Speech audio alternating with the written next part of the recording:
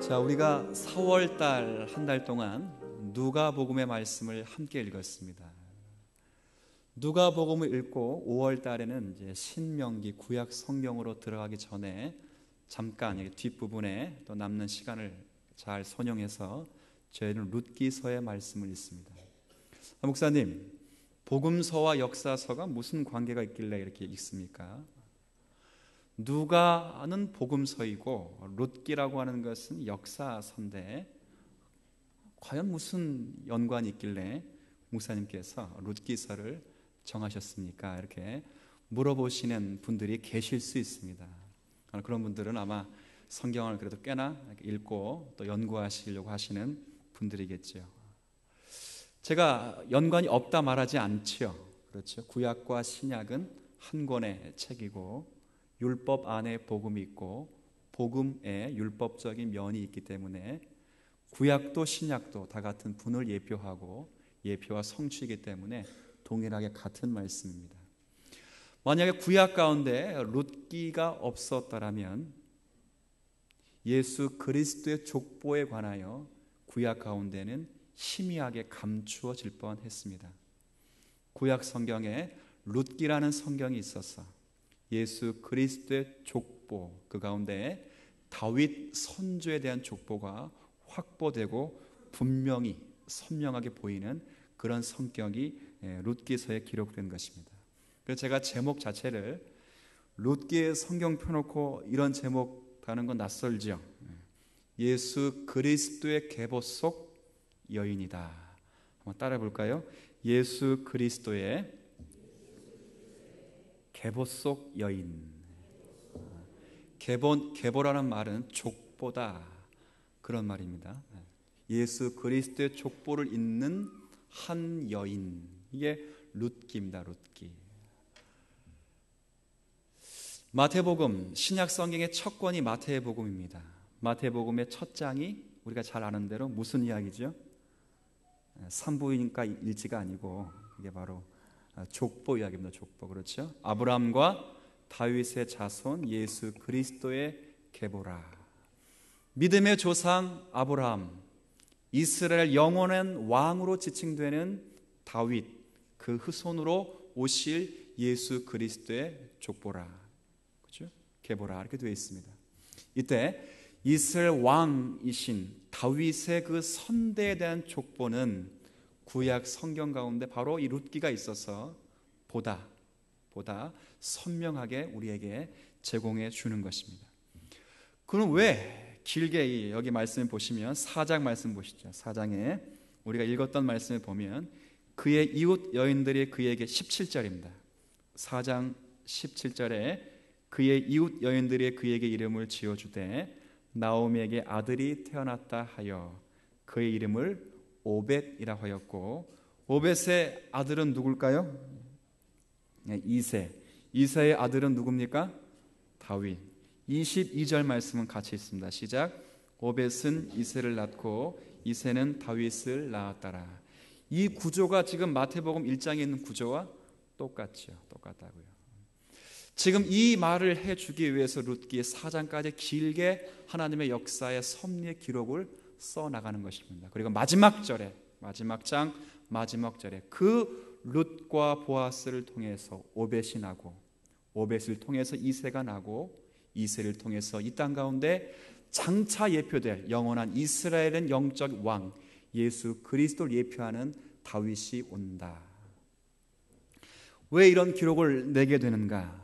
예수 그리스도께서 갑자기 하늘에서 뚝 떨어진 분이 아니시라 하나님의 섭리의 손길을 구약 성도들로 하여금 찬양토록 하시고, 사사시대에 인간이 부패하여 하나님 앞에서 그 말씀의 법도를 지켜나가지 못했던 그런 상황일지라도 하나님의 하나님 되심과 주님께서 이 땅 가운데 이루실 일에 대한 역사는 중단되지 않고 있다함을 하나님께서 이 땅 가운데 보여주시는 것이죠. 교회 가운데, 이 땅 가운데 참 지금처럼 교회가 교회처럼 칭찬받지 못하는 경우는 없었을 것입니다. 또 우리도 교회로서의 그 정체성을 감당하는 것이 지금처럼 힘든 일은 없었습니다. 그럼에도 불구하고 타락한 인생들이 교회에 들어왔다 나갔다 할지라도 이 교회의 그루터기를 보존하시는 주님은 여전히 주님이셔서 사람들과 관계없이 하나님께서 그 일들의 역사를 써 가신다는 것을 우리가 섭리신앙으로 받듯이, 구약 성경 가운데 왕이 없으므로 제 소견에 옳은 대로 행하는 패역한 이스라엘 백성들, 그들을 보면 그들을 내칠 수밖에 없고 그들을 진멸할 수밖에 없고 진노할 수밖에 없는 그런 환경 속에서도 긍휼을 잊지 않으시고 장차 창세기 3장 15절 이후에 예표하신 그 구속자를 내는 그 일은 주님께서 중단하지 않으신다? 중단하지 않으신다고 하는 것을 구약 성도들에게 이미 보여주시는 그런 말씀이 있는 것이죠. 룻기서를 읽을 때 바로 이 면을 깨닫지 못하면 룻기서를 읽을 때 여러 가지 오해 섞이게 읽게 됩니다. 예를 들면 룻기를 읽는 성도들이 잘 읽고 또 잘 읽은 목사님들이 설교할 때 룻기는 보아스와 룻의 사랑 이야기, 참 헌신적이고 뜨거운 사랑 이야기로 치부하는 경우가 있고, 또 한편으로는 참 룻이라는 그 여성이 홀 어머니를 사랑하는 그 효성에 감동하셔서 하나님께서 복 주신 것으로 그렇게 이해를 하게 돼요. 진정한 사랑이 뭔지, 진정한 효가 뭔지를 고취시키는 역할로 룻기를 이해하곤 합니다. 그러나 그런 결과적인 측면에서는 참 좋지요. 효와 사랑에 대해서 생각해보고 이해하고 도전받기를 희망하는 차원은 좋을지라도, 그러나 룻기라는 말씀은 그 이상을 우리에게 가르쳐 주고 있습니다. 그것이 뭔가? 사람의 눈에 보기에는 사랑이 보이고 사람의 눈에 보기에는 효성 짙은 한 여인이 보일지라도, 그러나 각자의 책임을 그렇게 감당하는 손길을 통하여 하나님께서 이 땅에 오실 메시아를 예표하시고 보이시는 하나님의 섭리의 손길을 써가는 것, 이게 룻기입니다. 룻기를 통해서 바로 그 면을 확인하지 않으면 룻기를 참 재밌게 읽어나가기는 좀 힘들 것입니다. 오늘 제가 그래서 그 면을 따라 룻기의 말씀을 소개하려고 합니다. 1장을 설교하면 좋은데 오늘의 룻기 몇 장 읽는 날인지 아세요? 알고 계셨죠? 모르셨어요? 오늘의 룻기 4장 읽는 날입니다. 누가복음은 이미 언제 끝났죠? 수요일날 끝나고 목금토주 해서 룻기 1, 2, 3, 4 주일은 4장이에요. 4장. 그래서 주일날 룻기 4장을 딱 펴면 1, 2, 3장이 어디에 있어야 돼? 이미 여러분 머릿속에 있어야 합니다. 있으시죠? 제가 그럴 줄 알고 복습 겸 예습 겸 제가 말씀을 드리려고 하는 것입니다. 여러분께서 누누이 이런 말씀을 드릴 때 그래 뭐 그런 사람도 있겠지 이렇게 생각하지 마시고, 교회가 함께 전진하는 그 일입니다. 교회라고 할 때 교회는 목사 혼자 있는 것이 아닙니다. 목사 혼자 있으면 중세 로맨 캐톨릭이 되는 것이고, 교회는 목사뿐만 아니라 모든 성도가 교회라는 것을 아시고, 교회가 정할 때는 이 교회에 적을 두고 계신 분들은 함께 전진하는 것입니다.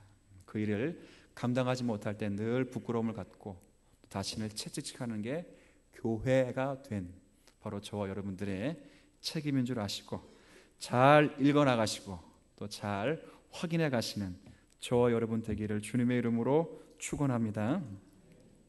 자, 제가 룻기라고 하는 것은 하나님의 섭리의 책이다 이렇게 말씀을 드렸습니다. 성경 가운데 룻기, 욥기서 같이 하나님의 섭리에 대해서 찬란하게 기록한 책은 아마 제가 봐도 거의 없습니다. 물론 모든 것이 하나님의 섭리의 책이죠. 그러나 이렇게 명백하게 드러내주는 것은 참 우리의 눈으로 확인하기는 어려운 일입니다. 저희가 교회 가운데 설교하면서 항상 섭리, 하나님의 섭리 이렇게 말하는데, 섭리가 과연 뭘까? 섭리는 쉽게 말씀드린다면 우리가 믿고 계시는 그 하나님께서 자신의 뜻대로 모든 것을 해나가시기 위해서 세상과 우주 만물을 다스리시는 원리입니다. 원리. 그래서 이 섭리라는 표현은 사람에게 쓸 수 있을까요? 없을까요? 알고 계시네요. 예를 들어서 야, 안 목사님은 철두철미한 계획성이 있어. 빈틈이 없어. 우리 그래서 안 목사님은 섭리하시는 목사님이야. 이런 말 쓸 수 있어요, 없어요? 없어요. 냉정하게 없다 그러시네. 한참 고민해 보시고 글쎄요, 좀 마음으로는 있는데 참 그러네 이렇게 말씀하셨는데 없어요. 다 그냥 그래 버리셔서 없습니다. 없죠. 이 땅 가운데 아무리 훌륭하고 똑똑하고 IQ가 막 180을 넘고 180 넘으면 곤란하네. 160, 70 정도 되시고 이 땅 가운데 지혜를 다 터득하시고 모든 철학의 그 총 원리가 가슴속에 있는 사람들지라도 그 사람 두고 참 섭리하시는 분이시다 이렇게 말할 수 없는 것입니다. 손에 성경을 들고 인생이 항상 깨닫는 것은 뭐냐? 인생이 자기 뜻대로 살아갈 수 없다는 것을 성경을 통해 확인하게 되는 것이 인생의 위치입니다. 성경을 손에 든 기독교인 인생치고 성경 들고 야, 내 뜻대로 살 수 있다, 주님 도와주세요, 이렇게 펴고 있으면 성경 안 읽는 것이 훨씬 낫고, 성경을 손에 든 성도들로 이 성경을 읽을 때는 항상 인간과 관계돼서 확인할 것은 내가 내 뜻대로 살 수 없구나. 죄로 관철된 인생이요, 죄밖에 나올 수 없는 본성밖에 없기에 우리는 이 땅 가운데 주님을 의지할 수밖에 없구나. 그런 마음이 드는 것이죠. 그래서 룻기, 섭리라고 하는 것은 바로 그런 차원에서 이해하셔서 섭리는 오직 누구에게 붙인다? 하나님께. 따라하십시다. 하나님은 섭리하시는 분이시다. 이 섭리하시는 하나님이 룻기서에 잘 발견됩니다. 룻기에 보면 세 명의 아주 중요한 인물들이 나오죠. 나옴이라는 시어머니가 나오시고, 또 하나는 나오미의 자부인 룻이라는 여인이 나오고, 또 룻의 장차 사장이 되면 남편이 될 누가 나옵니까?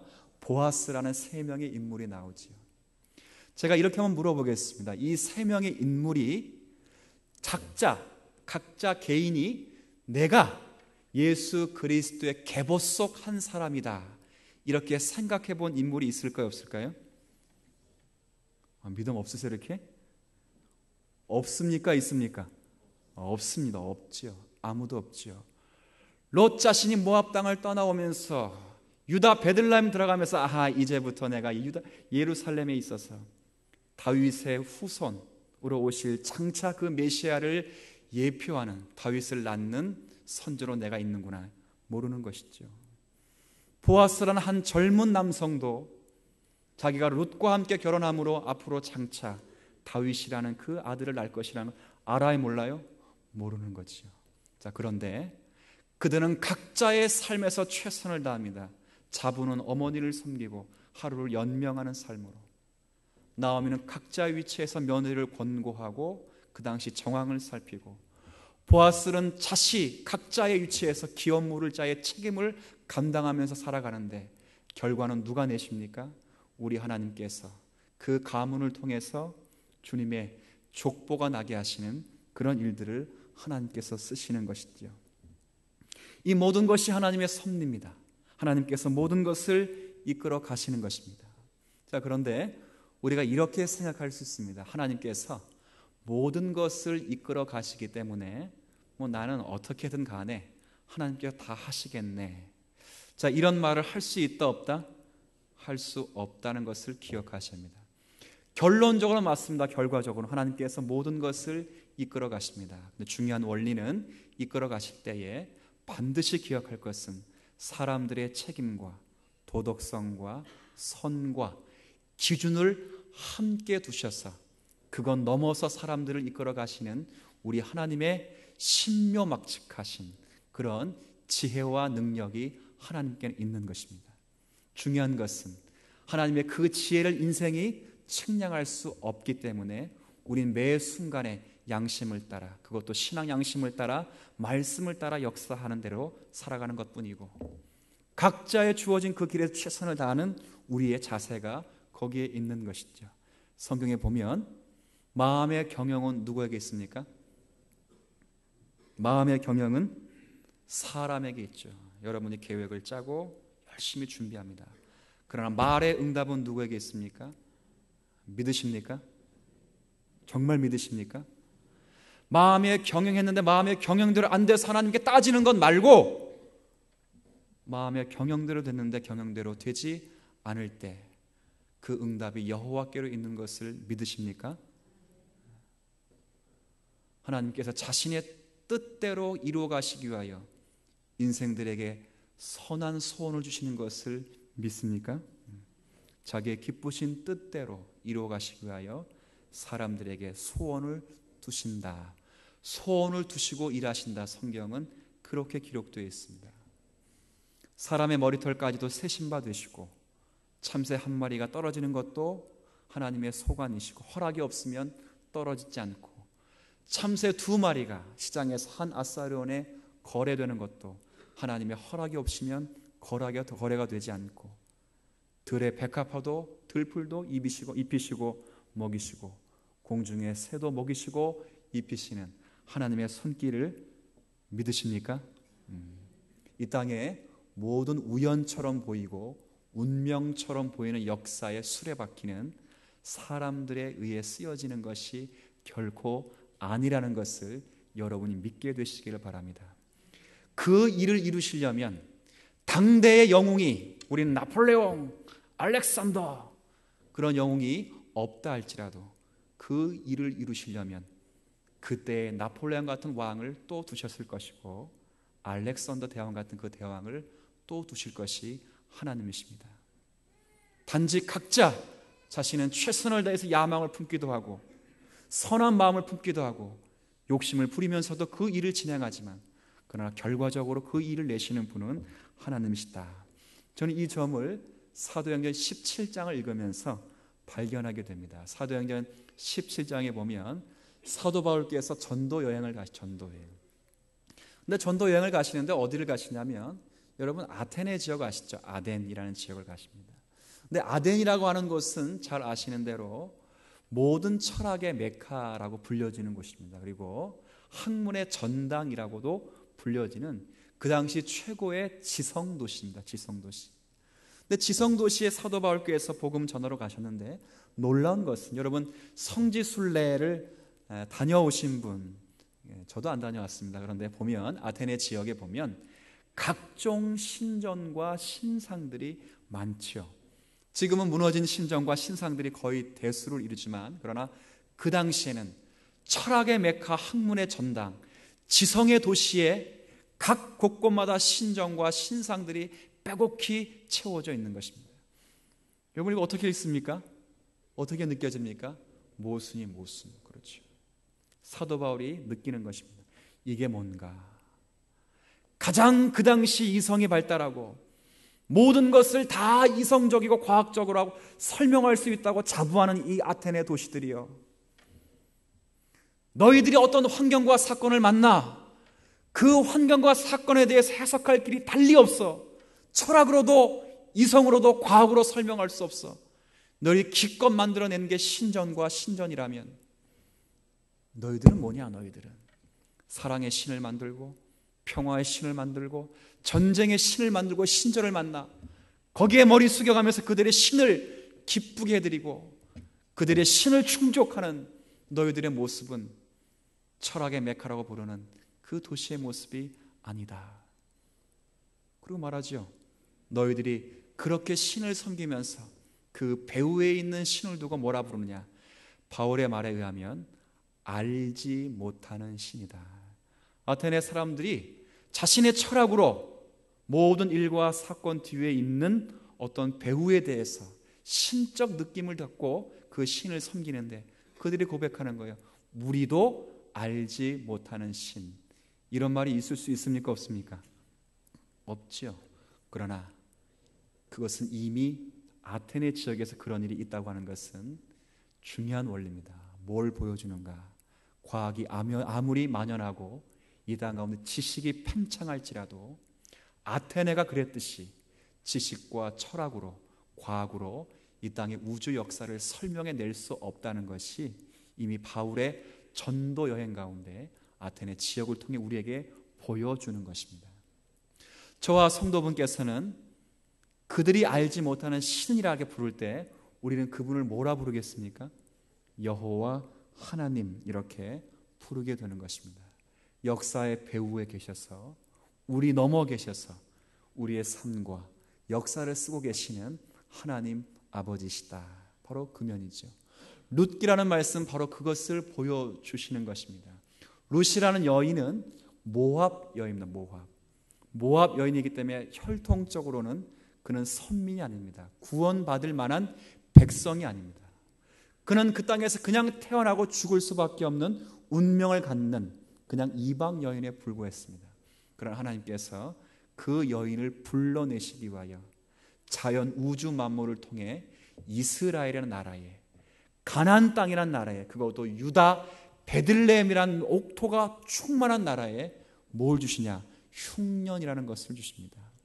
성도들이 종종 묻죠. 목사님, 가나안 땅, 약속의 땅, 젖과 꿀이 흐르는 땅에도 흉년이 있을 수 있습니까? 기근이 있을 수 있습니까? 자, 기근이 있을 수 있습니까? 없습니까? 예수 믿는 성도들에겐 늘 천만, 만만, 대로만 있습니까? 아니면 환란이 있습니까? 그렇게 이해가 됩니까? 확실히 믿습니까? 제가 믿음대로 되길 바랍니다. 이렇게 말하면 좀 곤란하죠? 그런데 믿음대로 되기를 주님의 이름으로 축원합니다.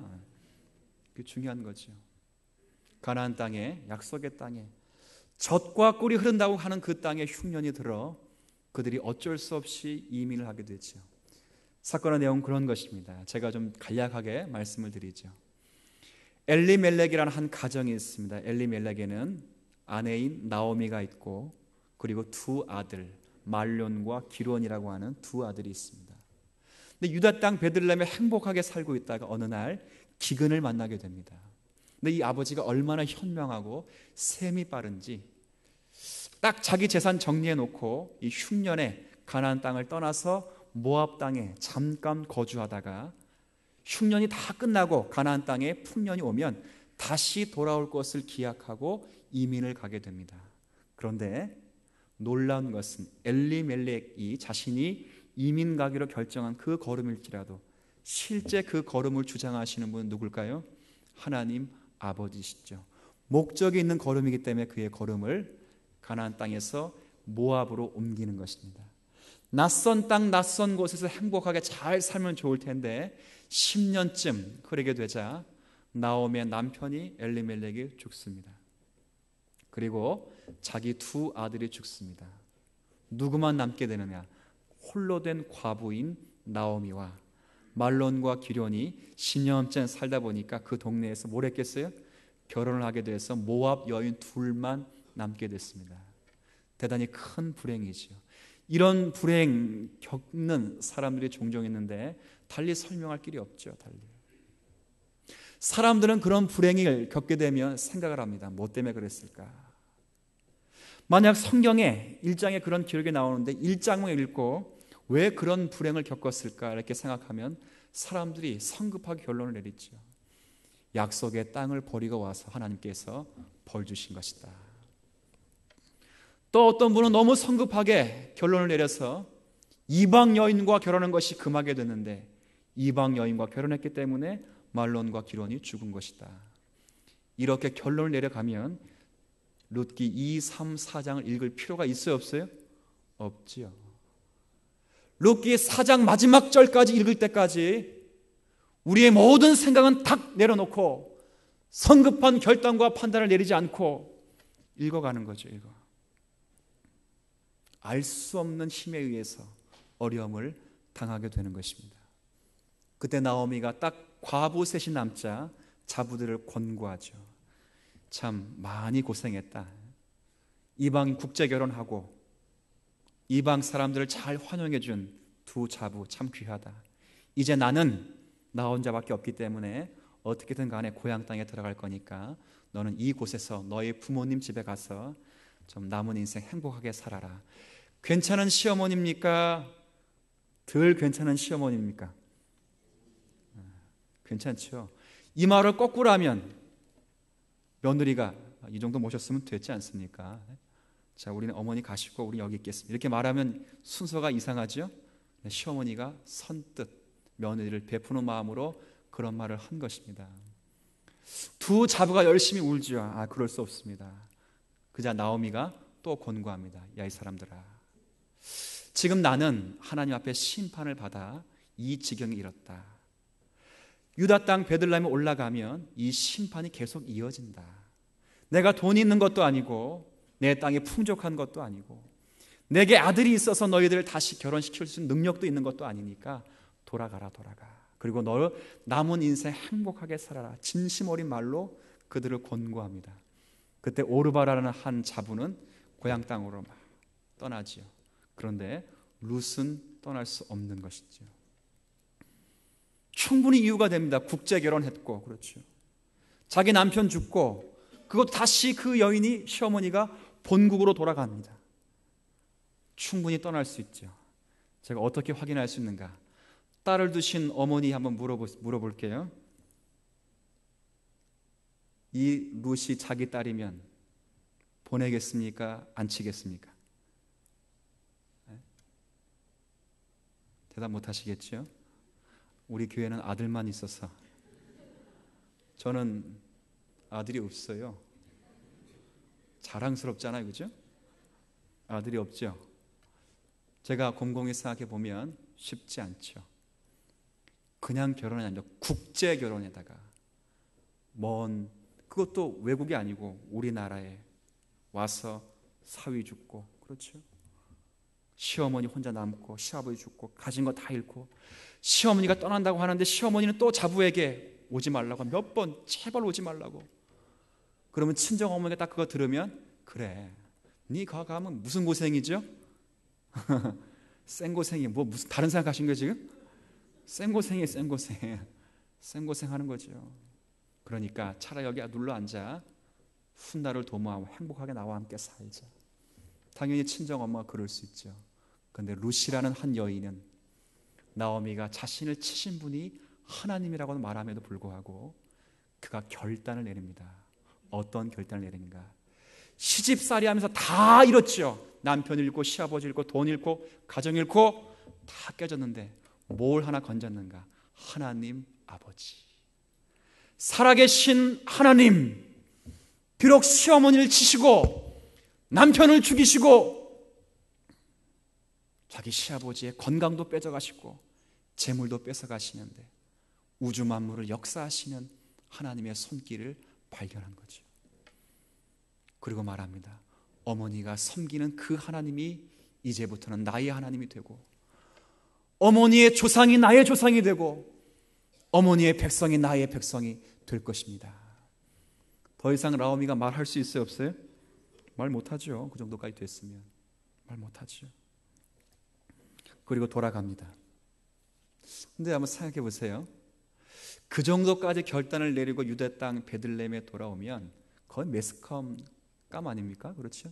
7, 80년대에 귀신 용사 오면 가장 먼저 구경방송에 때리잖아요. 구경방송 딱 때리고 막 보장해 주고, 그렇죠? 그 정도까지 자기 국제 결혼해서 자기 다 포기하고 나의 하나님, 나의 아버지 이렇게 말씀하시면서 왔다면 각종 사회 보장 제도로 그를 딱 책임져 줘야죠. 그러나 홀 시어머니 모시고 살아가는 환경이 넉넉하지 않습니다. 하루하루를 연명하기 위해서 추수 때가 되어서 추수밭으로 내몰리게 되는 그런 아픔을 겪게 되는 것이죠. 추수밭에 룻이 왜 나갔을까요? 하루 품삯을 벌기 위해 나간 것이 아니고 이스라엘 민족의 독특한 방법, 추수를 하면서도 항상 추수 알갱이를 떨어뜨리는 것입니다. 여러분, 기독교의 정신이 거기에 있습니다. 잘 기억하셔야 합니다. 손해볼까 봐 겁나가지고 막 꽉 움켜쥐고 더 하나 뺏어서 내 거 플러스 알파 시키겠다 하는 것이 기독교 정신이 아니고, 훗날에 내 뒤에 올 그런 여인이 있을 것을 기대하며 일부러 곡식을 떼면서 떨어뜨려가는 거 하나씩. 여인이 그것을 알고 줍는 거죠. 하루 종일 주워서 추스린 게 한 바구니, 하루를 먹죠. 하루 종일 추스려서 또 곡식이 또 한 바구니, 하루를 추수하는 거죠. 놀랍게도 자기는 자기 어머니를 공개하고 하루를 연명하기 위해 추수밭으로 나갔는데, 놀랍게도 그 추수밭이 누구의 밭입니까? 성경 읽어보시면 누구의 밭입니까? 보아스.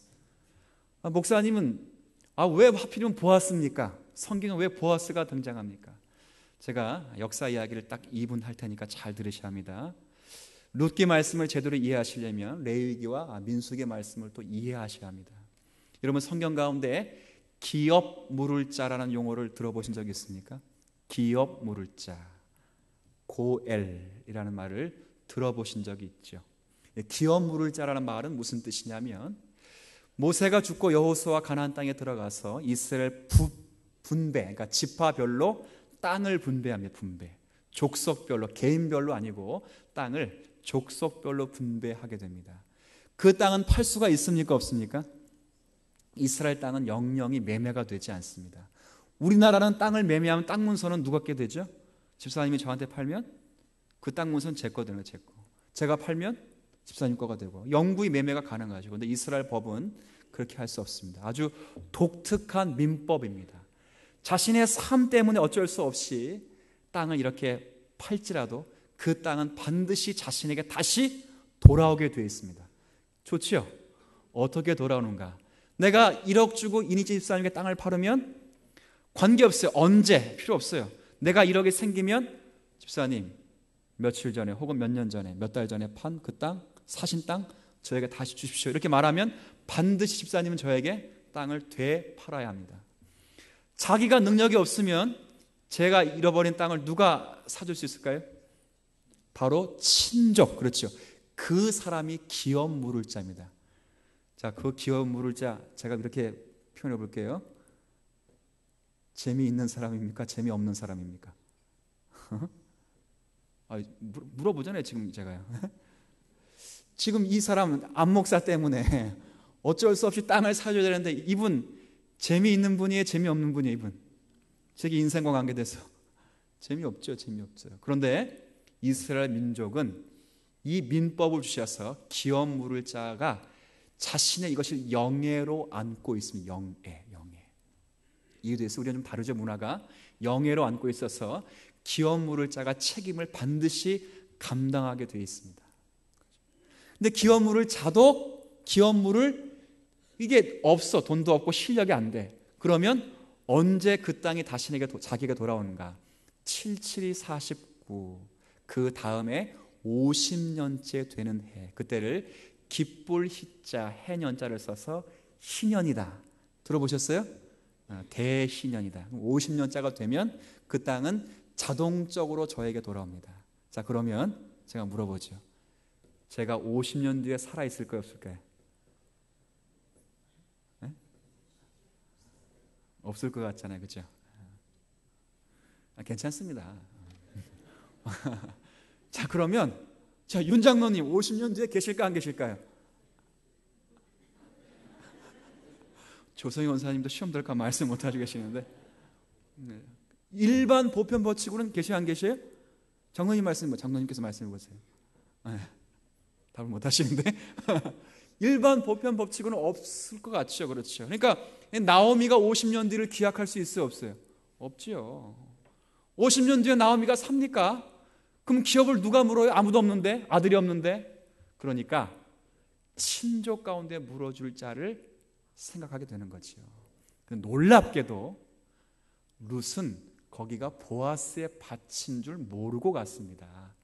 그런데 보아스라는 사람은 엘리멜렉과 가까운 친족이어서 룻의 형편을 알게 되면, 그리고 룻과 나오미가 부탁만 하게 되면 반드시 책임을 물어 그의 영예와 재산을 회복시켜줄 의무가 있는 사람입니다.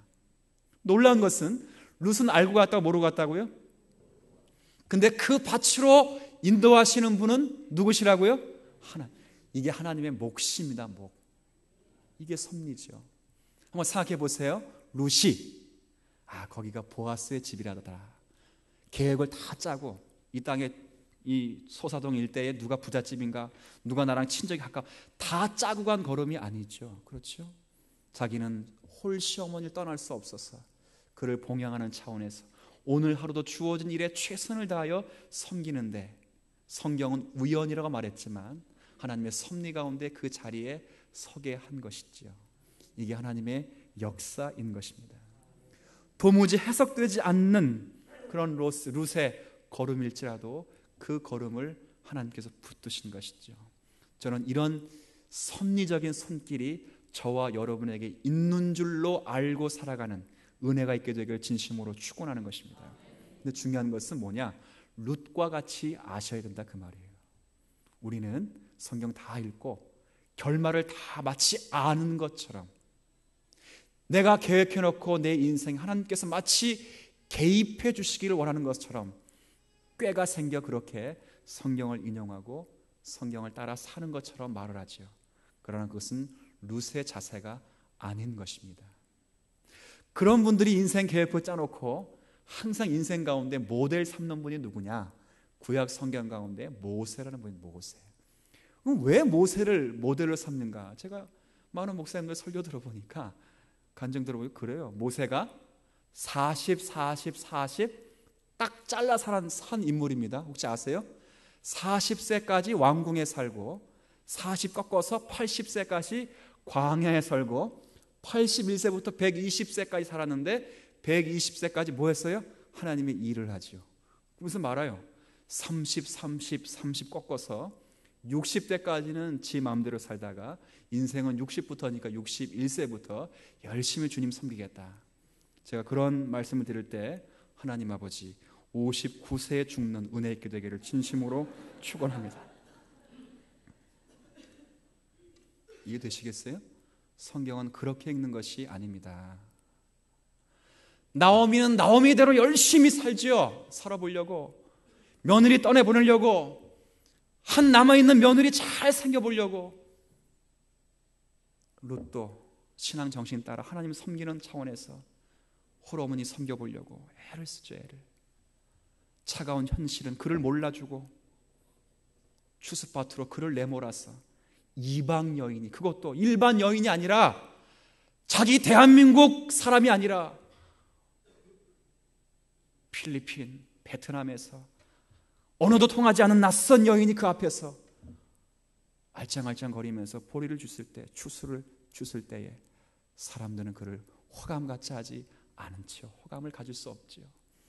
그러나 하나님께서는 이 모든 배후에서 각자의 최선을 다해 살아가는 그 걸음 이후에 안겨주시는 은혜가 있는 것입니다. 보아스를 드디어 만나게 되고, 보아스도 자신이 기업 물을 자의 책임을 감당하는 걸 감당. 기업 물을 자의 책임을 감당하여 훗날에 룻에서 오벳이 나오고 이새를 안고 볼 때, 아하, 이 목적을 두시기 위하여 룻 자신도 이렇게 하나님께서 나를 이끌어 가셨구나. 보아스도 훗날에 그것을 고백하게 되는 것이죠. 룻이라는 인생 가운데, 나옴이라는 계획 속에서, 보아스라는 인생 계획 가운데 자기가 그리스도의 계보 속에 들어갈 것이라 과연 꿈이라도 꿨을까? 알 수 없지요. 신앙생활은 바로 이와 같이 하는 것입니다. 아시겠지요? 하나님의 살아계시고 하나님이 인도하신다는 것은 아멘, 그 하나님 믿지요. 그러나 그 하나님께서 나를 어떻게 이끌어 가신다는 것은 알 수 없기 때문에 우리 매 순간, 매 시간, 매일을 영적 예배로, 사람은 보지 않아도 하나님이 나를 감찰하신다는 것으로 알고 열심을 다해 신앙 양심을 따라, 말씀을 따라 살아가는 것은 우리가 감당해야 할 그런 부분이죠. 이런 은혜가 있게 되기를 진심으로 축원합니다. 이해되시겠지요? 제가 쉽게 한번 설명해 보지요. 제가 2년 전에 이 교회에 있었습니다. 2년 전에 이 교회를 떠날 때 제 머릿속 인생 계획 가운데는 이 교회에 다시 올 것이라 생각조차도 하지 않았고, 그런 일이 있을 수 있다는 것도 믿지도 않았습니다. 저는 신반포 중앙교회에서 뼈를 묻을 각오로 스승 목사님 모시고 함께 주님의 교회를 열심히 섬겨갔습니다. 제가 2년 전에 이렇게 인사하지 않았습니다. 1년 8개월 후에 보십시다. 미친놈. 이해되시죠? 35년 역사 가운데 다양한 일들 다 알고 이 교회에 등록하신 분이 여러분 어디에 계십니까? 제가 알기로는 알고 등록하라면 아무 등록 안 하실 분이 더 많으실 것 같아요. 그러나 각종 다양한 환경 속에서 신앙 양심 따라 최선을 다해 살다 보니까 이렇게 될 수도 있는 것이죠. 만약 제가 하나님께서 1년 8개월 후에 다시 새벽교회를 불러주실 거니까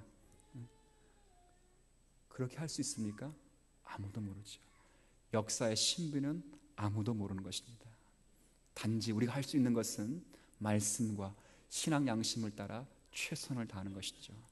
사랑하는 성도 여러분, 성도의 책임을 잘 감당하게 되기를 축원합니다. 구역장이 계시고 중직자가 되시고 직분자가 되시다면 원대한 꿈을 꾸지 마십시오. 그냥 그 일들을 최선을 다해 하십시오.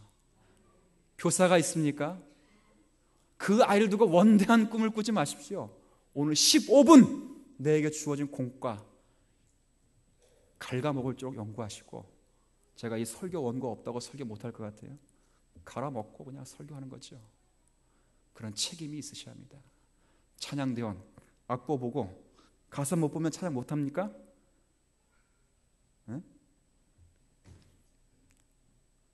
이 5분을 위해서 수시간을 투자하면서 전 인격을 담아 그 곡에 녹여주시기를 기원하는 것입니다. 하나님 바로 그런 하나님입니다. 하나님께서 모든 것을 다 하신다고 말하지만 결과는 맞지만 그러나 하나님께서는 우리의 책임과 우리의 자율과 우리의 선행과 말씀의 기준을 존귀 여기시면서 그것까지 사용하시면서 하나님께서 우리를 역사하시고 다스려 가시는 그런 하나님이십니다. 이 말씀이 룻기에 정확하게 기록되어 있습니다. 그리고 마지막에 22절에 18절부터 제가 읽어볼게요. 베레스의 계보는 이러하니라. 베레스는 헤스론을 낳고 헤스론은 람을 낳고 람은 암미나답을 낳고 암미나답은 나손을 낳았고 나손은 살몬을 낳았고 살몬은 보아스를 낳고 보아스는 오벳을 낳았고 오벳은 이새를 낳고 이새는 다윗을 낳았도다. 이 말을 해주기 위해 룻기라는 성경이 기록되어 있는 것입니다. 구약 가운데 예수 그리스도의 족보가 이미 확보되어 있고 폐역한 시대에도 주님께 자신의 역사를 쓰고 계신다는 그 하나님을 기억하면서 롯과 같은 이방 사람들이었지만 저 여러분들이 영적 이스라엘에 편입되어서 하나님의 섭리의 통치를 받고 계시다는 그 한 가지 사실로 감사하며 기뻐하며 살아가는 저와 여러분 되기를 주님의 이름으로 축원합니다. 하나님 아버지, 마치 룻을 부르시듯이 하나님